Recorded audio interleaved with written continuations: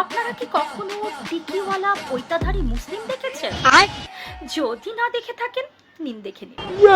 দেখেছেন কত সুন্দর করে, এত সুন্দর মাথায় টিকি, গায়ে পৈতা পরে কিভাবে নদীর পাশে বসে মাংস কাটছে আর খাচ্ছে। কিছু লোক এসে তো বলবেন যে দিদি তুমি ভুল কথা বলছো, এরা তো মুসলিম না, এরা ব্রাহ্মণ। না না না না, আপনারা কিন্তু ভুল করছেন। ব্রাহ্মণ কখনো এভাবে মাংস খায় আপনারা দেখেছেন বলুন তো? বাত তো সহি ওরা তো আজীবন ধরেই নিরামিষই হয়, শাকাহারী হয়। ওরা কি এরকম মাংস খেতে পারে বলুন?